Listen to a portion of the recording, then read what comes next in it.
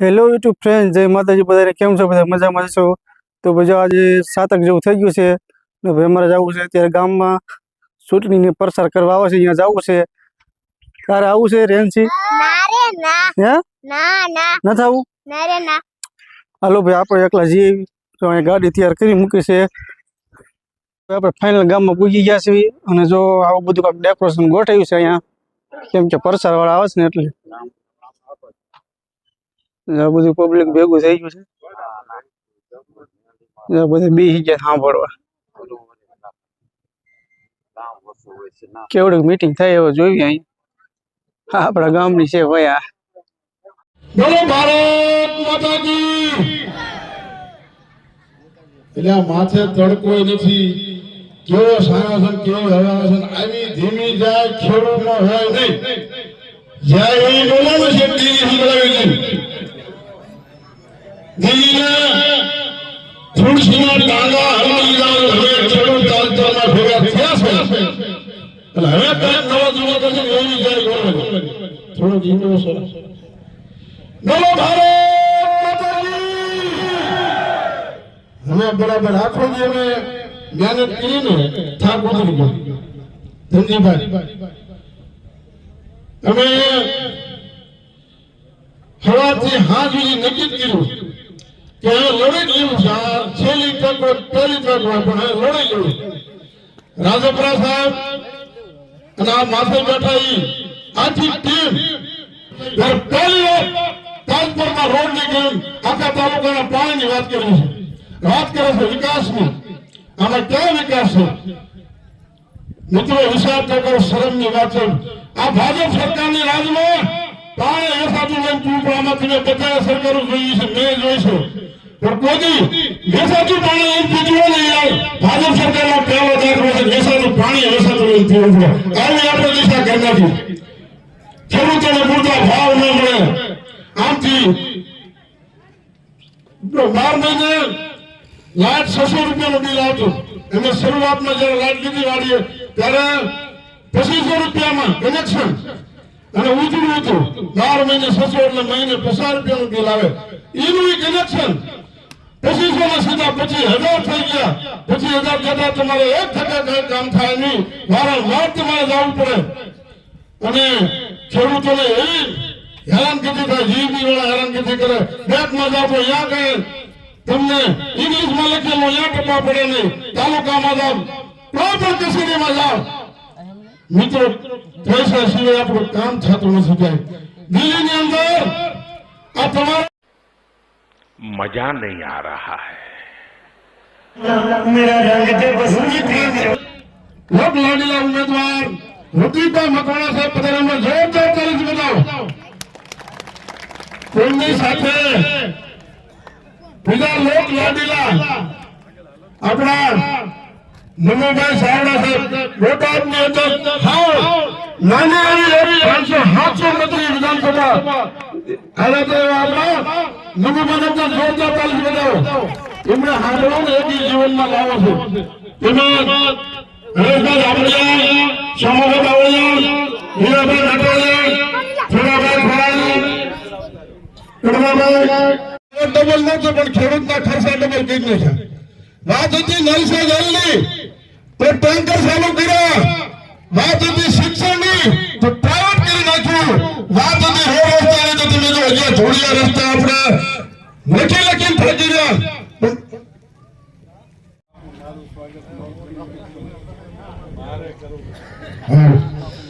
આ ઠાકર સન્માન કરે છે. તાલી જોરદાર જાઓ. ઠાકર તું મેલ માથેલી તું સો તેલ નવેલી. આ એક બેલી આપણે હારે છો. હવે આપણાથી જીત મૂકી છે. બોલો દ્વારકાધીશ. ત્યારબાદ આવેલા મહેમાન ત્યારબાદ મુકેશભાઈ કોરી જેઓ ઉત્તરાખંડ થી પધાર્યા છે, એનું સ્વાગત માટે હું લખદીરભાઈ જીલુભાઈ કાઠી સમાજ અગ્રણી આણંદપુર એમને નમ્ર વિનંતી કરીશ. મુકેશભાઈ કોરી જેઓ ઉત્તરાખંડ થી પધાર્યા છે એમનું સ્વાગત કરે.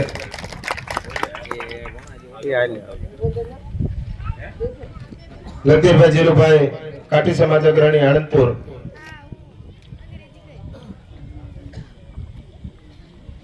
ત્યારબાદ દાનાભાઈ રાજપરાનું સ્વાગત કરવા માટે સગ્રામભાઈ ડેરવાલિયા, પૂર્વ સરપંચ શ્રી રાજપર ગ્રામ પંચાયત.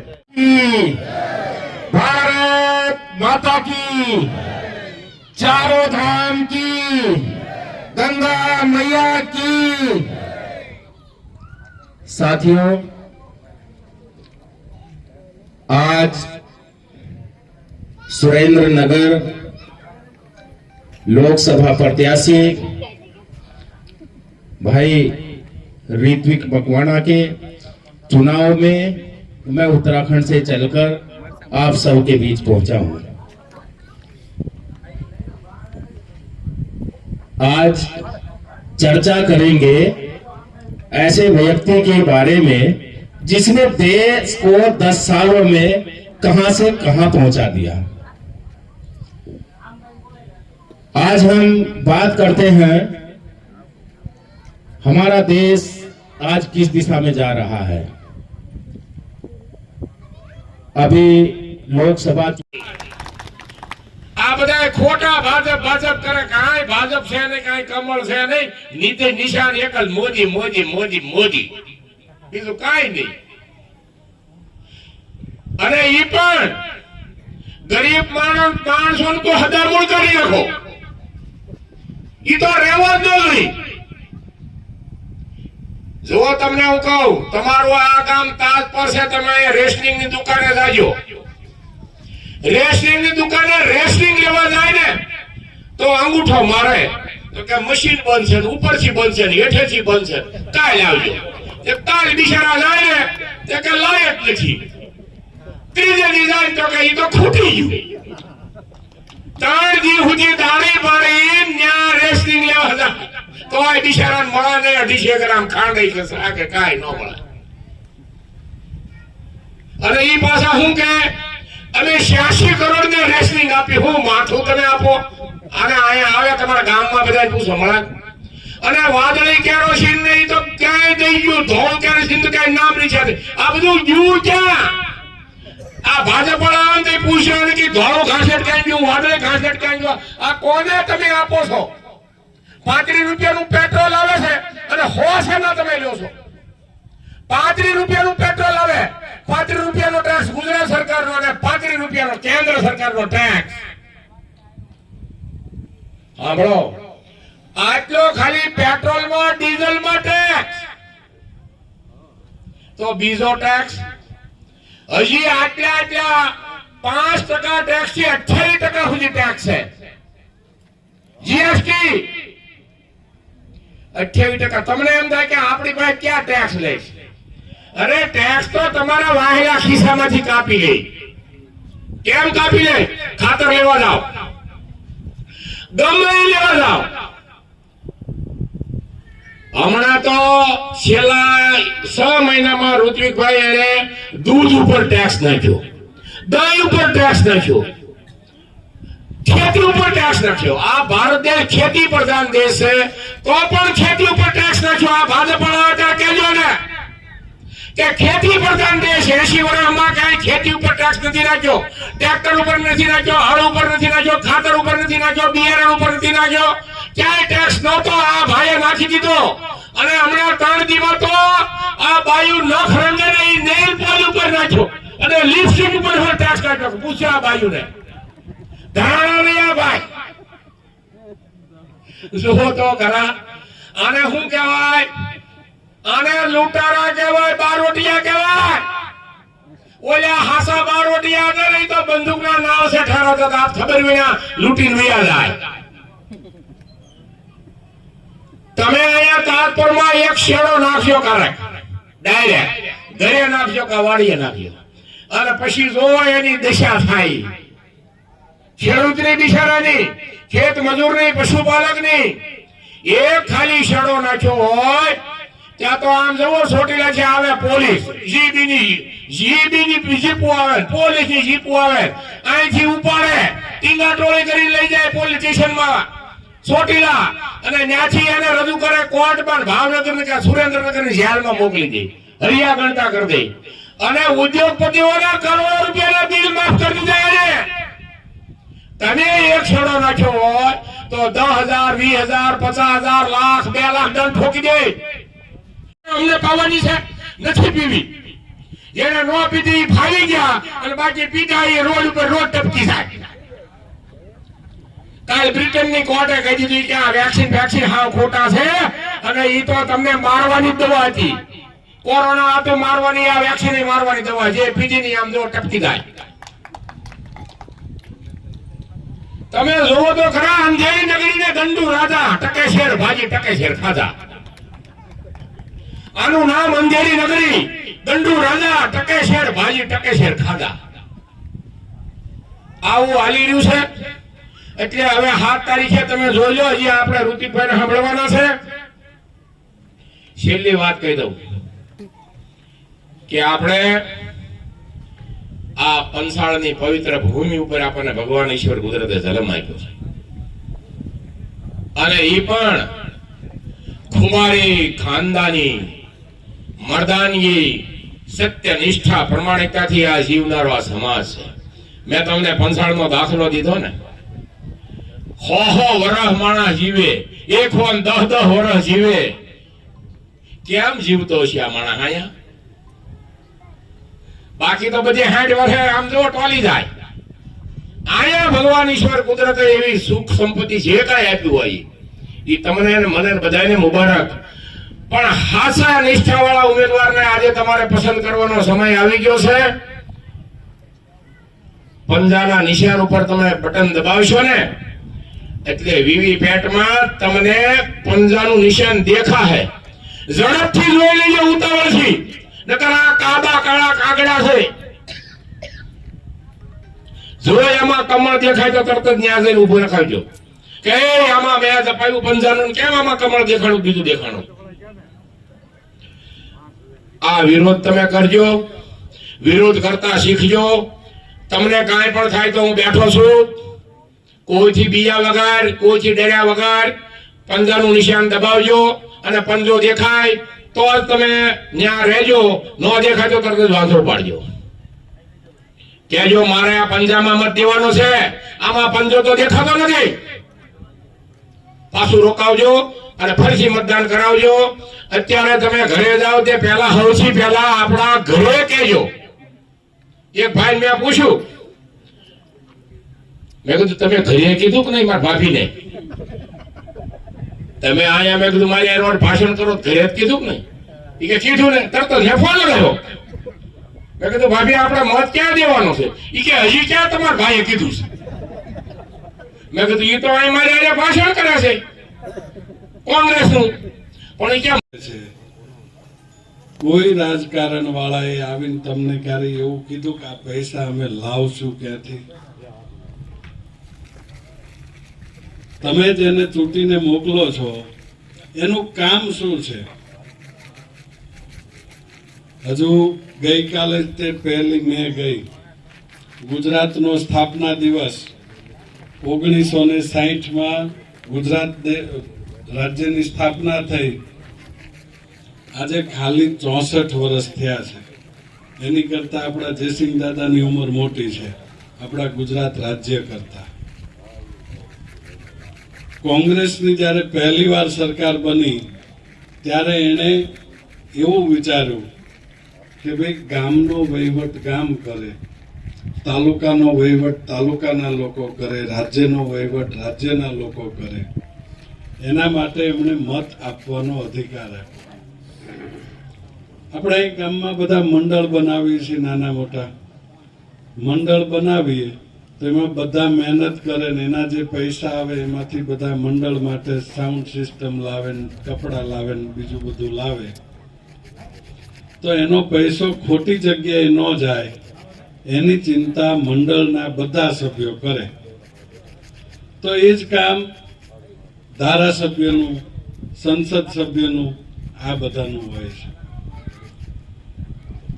પાછલા 5 વર્ષોમાં તમારા આશીર્વાદથી વિધાનસભામાં જવાનું મળ્યું કરે અથવા તમે તમારા ખિસ્સાની ચિંતા કરીને મત આપશો તો આ છોકરાઓના નામ રહેવાના છે, નહીતર કાલ સવારે એ છોકરાઓના નામે હાથ બાર આઠમાંથી નીકળી જશે.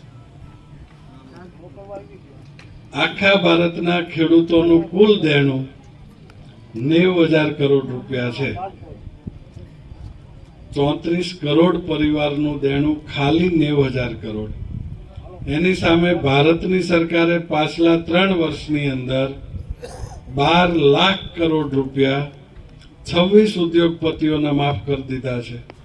અંગ્રેજીમાં એને સેટલમેન્ટ કે રાઇટ ઓફ કર્યા એવું કે ખેડૂત કરે તો દેણું, વેપારી કરે તો સેટલમેન્ટ.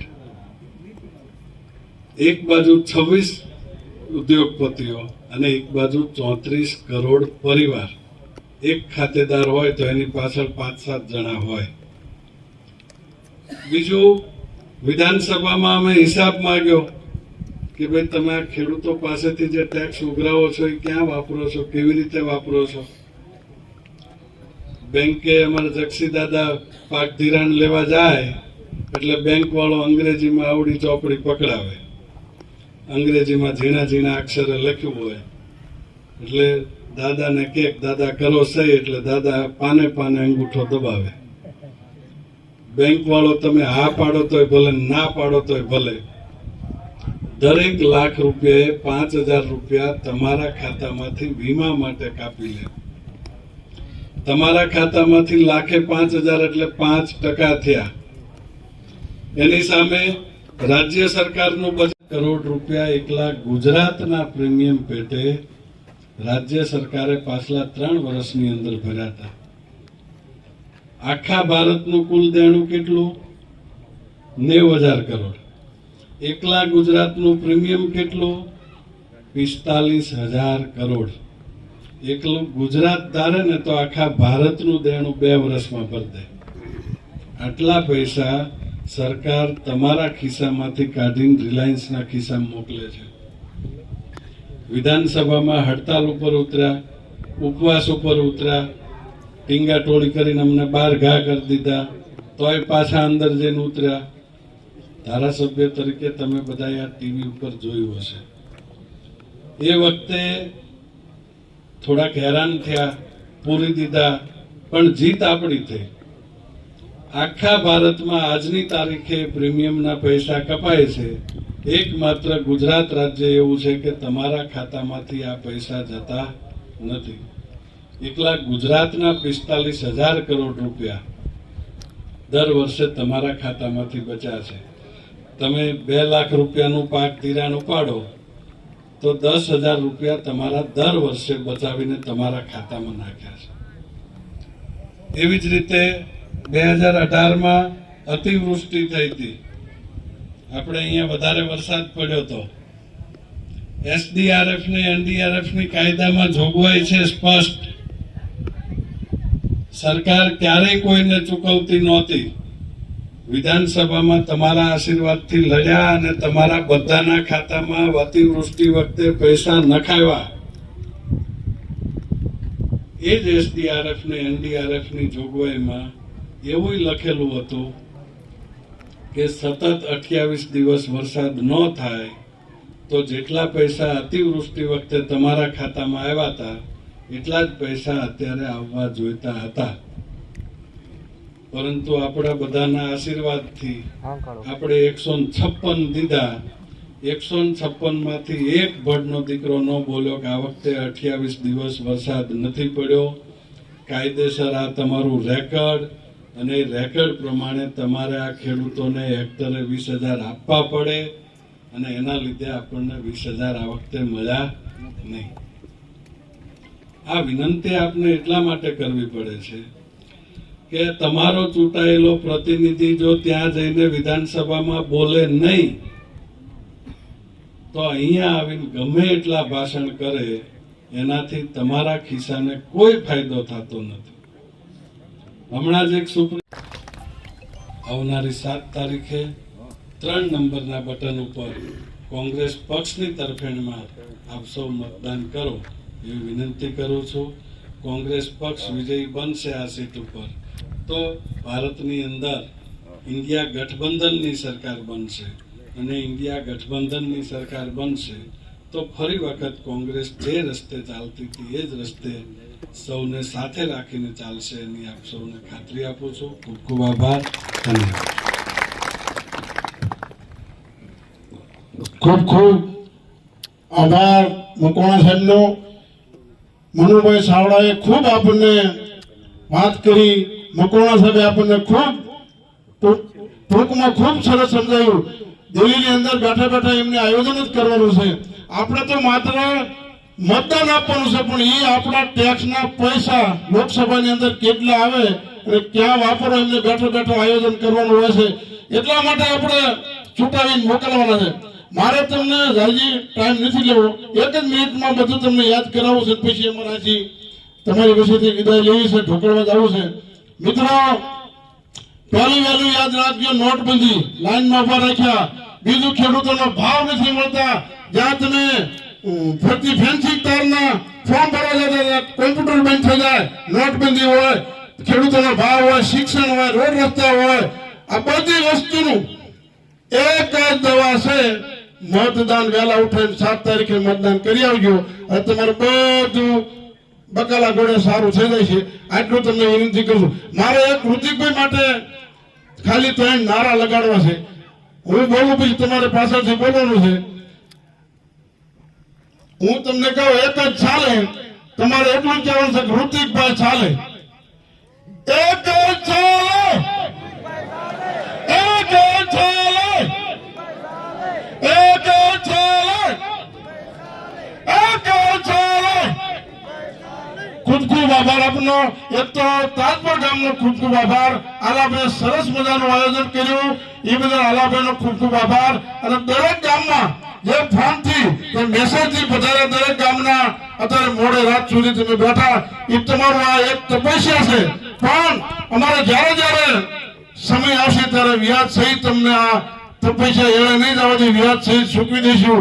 અને ઋતિકભાઈ વચ્ચે આપ સૌએ ઋતિકભાઈ બનવાનું છે, જંગી લીટથી જીતાડવાના છે. અને આલાભાઈ સરસ મજાનું નાસ્તાનું આયોજન કર્યું છે. અમારાથી તમારી વચ્ચેથી અમે વિદાય લઈ રહ્યા છીએ. અને સૌ 7 વાગે નાસ્તો કરીને જાજો, શાંતિથી કરજો. જય હિન્દ, જય ભારત.